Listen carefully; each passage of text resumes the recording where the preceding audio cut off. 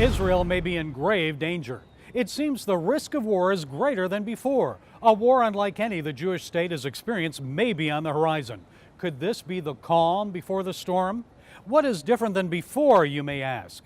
Well, just last February, an Israeli jet was shot down after an Iranian drone made an incursion into Israel. It showed Iran was willing to directly confront the Israeli Defense Forces militarily. In the past, Iran has used its surrogate militia, Hezbollah, to do the fighting. Well, this appears to have been a test of Israel's defensive capabilities, vulnerabilities, and weaknesses in the event of a future conflict. Hezbollah now has at least 150,000 rockets and missiles in place in over 200 villages in Lebanon.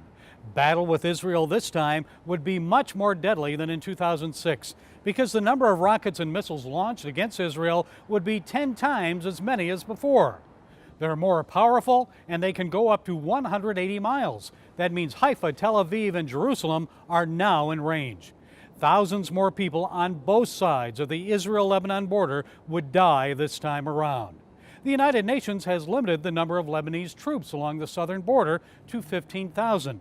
But now the Lebanese army has announced it plans to move more next to Israel. It comes as a Turkish newspaper reports that President Erdogan has urged Islamic nations to join forces with his country to overwhelm Israel militarily in a call to urgent action. CBN News senior international reporter Dale Hurd told us about it, and here's a brief clip from his story. A Turkish newspaper closely allied with President Recep Tayyip Erdogan and his ruling party published an article in December entitled "A Call for Urgent Action." The Middle East Media Research Institute reports it's the brainchild of one of Erdogan's closest advisors. It looks like a blueprint for an Islamic military action against Israel. It calls on the 57 Muslim nations of the Organization of Islamic Cooperation, or OIC, to launch a joint military operation against Israel. Such an army would be mammoth. The OIC nations together make up more than 1.5 billion people. The plan calls for staging areas near Israel's border, from which an initial force of 250,000 soldiers would attack Israel.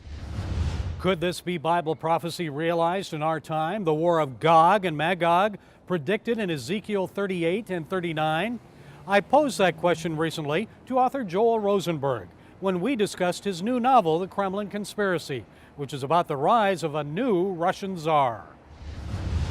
The Bible says that Russia will become a major evil force in the last days before the return of Christ, that Russia and Iran and Turkey will form an alliance against Israel. Well, we're watching Putin build an alliance with those very leaders that the scriptures mention. Now, that doesn't mean that we're not necessarily at the point where the war of Gog and Magog, as it's called, is going to happen soon. But I don't know that we can rule it out either. Folks, if ever there was a time to pray for Israel and the peace of Jerusalem, it may be now. The Bible tells us in Numbers 24:9, the nation is like a mighty lion. When it is sleeping, no one dares wake it.